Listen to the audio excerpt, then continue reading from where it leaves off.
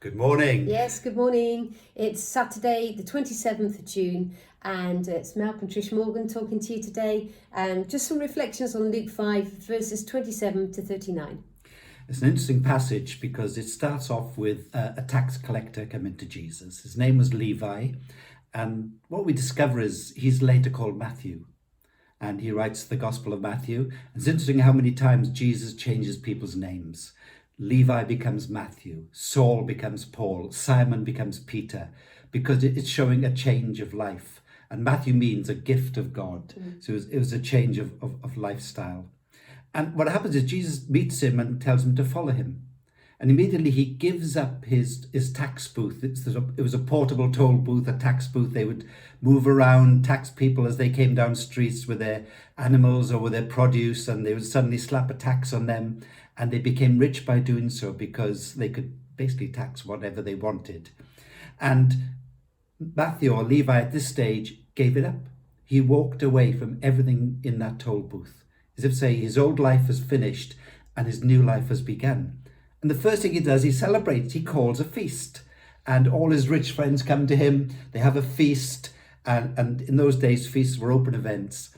And the Pharisees turn up. And, Boris would have loved this group because they kept their social bubbles. They kept themselves to themselves. Never mind 2 meters, they'd cross the street if they found a sinner in their path. They kept themselves to themselves. And the passage goes on, and the second half of the passage is about how they question Jesus' training methods.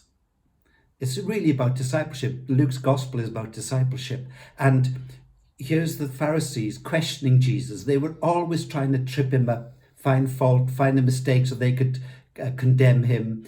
And how tiring that must have been for Jesus to have the reporters of our day who follow the MPs round to find them making mistakes, following Jesus round, trying to catch him out.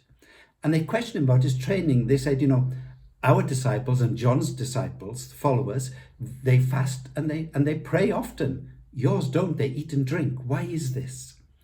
And Jesus used the illustration of a wedding feast. And he says, at a wedding feast, you don't fast, you enjoy yourselves. Jesus, I'm with them. This is a time for feasting.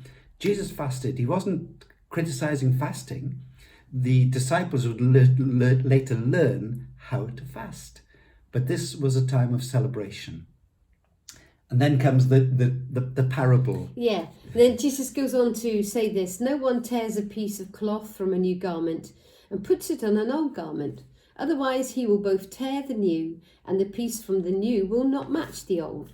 And no one puts new wine into old wineskins. Otherwise the new wine will burst the skins, and it will be spilled out, and the skins will be ruined. But new wine must be put into fresh wineskins. And no one, after drinking old wine, wishes for new, for he says the old is good enough. The thing is, Jesus was using illustration that everybody there would have understood. You can't put a new patch onto an old cloth, because cloths in those days, when they're washed, would shrink, and if that new piece would shrink, it would rip the old even further.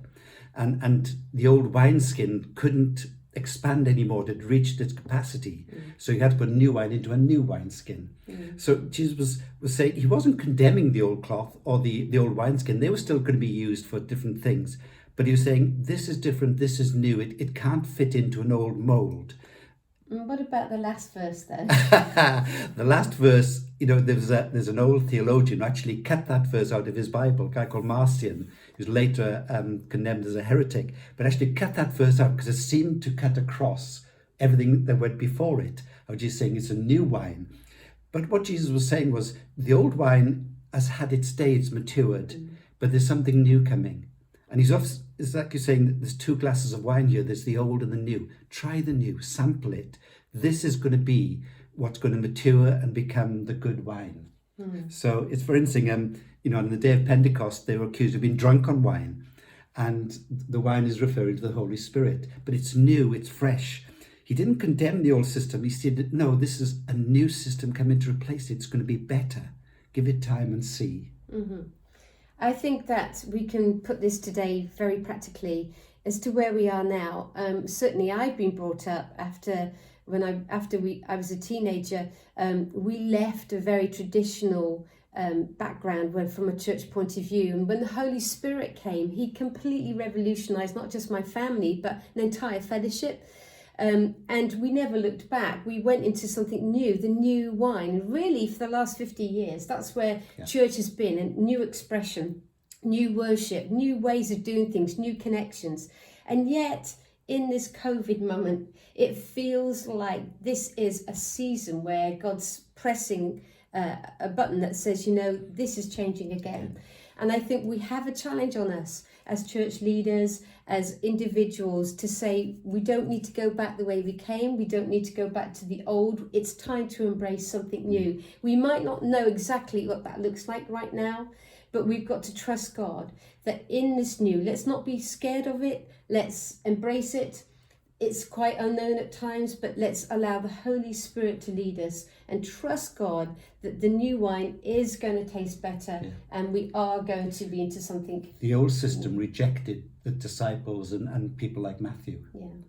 But Jesus was saying, no, they're welcome into this new system, this new way, this new kingdom. Great. Have a wonderful day, everybody. God bless you.